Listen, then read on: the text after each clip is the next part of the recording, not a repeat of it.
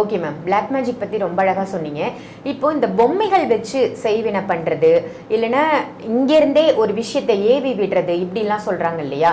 அது கண்டிப்பாக அந்த மாதிரி செஞ்சாக்க, அதாவது ஒருவரை நம்ம பார்க்காம வேறொரு இடத்துல இருந்து ஏவல் மாதிரி ஏவி விடுறாங்க, இல்லை அந்த செய்வினையை அனுப்புகிறாங்கன்னா அதுவும் நம்மளை வந்து தாக்குமா?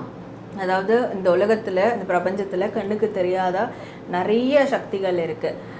நம்ம கண்ணுக்கு தெரிஞ்சது வரைக்கும் தான் இருக்குன்னு நம்புகிறோம். தெரியாத விஷயங்கள் எவ்வளவோ இருக்குது. இந்த பிரபஞ்சத்தை வந்து முழுசாக ஆராய்ச்சி பண்ணவங்களும் கிடையாது, தெரியாத விஷயங்கள் இல்லை அது டிக்ளேர் பண்ணவங்களும் கிடையாது. அப்போது அந்த மாதிரி நிறைய ஜீவராசிகள் இருக்குது, நிறைய ஃபோர்ஸஸ் இருக்குது.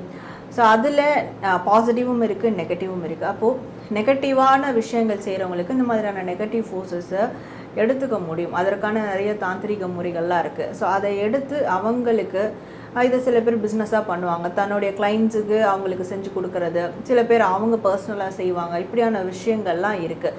பட் என்ன தான் இருந்தாலும், என்ன தான் செஞ்சாலும் நமக்கு வந்து இந்த கிரகநிலை சரியாக இருந்தால் எதுவும் அசைக்க முடியாதுன்னுவாங்க. கிரகநிலை சரியில்லைன்னா எந்த மனுஷனாக இருந்தாலும் அசைச்சிடலான்னுவாங்க. இந்த கிரகநிலைன்றது என்னென்னா நம்மளுடைய மனசு தான்.